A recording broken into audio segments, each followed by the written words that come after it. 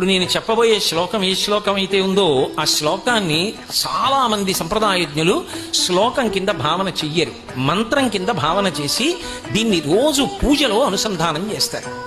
ఒక్కసారి ఈ శ్లోకాన్ని కానీ పూజలో అమ్మవారి పాదములను కళ్ళు తెరిచి చూస్తూ చెప్పినా, మీ ఎదురుగుండా అలా మూర్తుందనుకోండి, ఆవిడ పాదముల వంక చూస్తూ చెప్పినా, మనసులో ఆవిడ పాదములను చూస్తూ చెప్పగలిగిన, మానసికంగా కాంచీపురం వెళ్ళి అమ్మవారి మూర్తిని దర్శనం చేసి బయటికొచ్చి ధ్వజం దగ్గర సాష్టాంగం చేశాననుకుని చెప్పినా 9 గ్రహములు కూడా వ్యతిరేక ఫలితములను ఇవ్వకుండా జాగ్రత్త పడి జాతకుణ్ణి సంరక్షిస్తాయి అని చెప్తారు.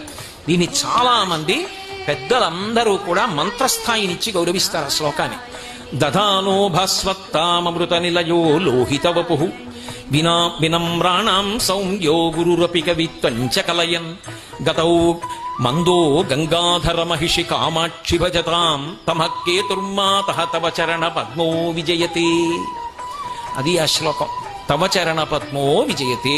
అమ్మా, నీ పద్మములు నీ పాదపద్మములు సమస్త కాలముల యందు విజయమును పొందుగాక, లేదా వాటి విజయము కీర్తింపబడుగాక.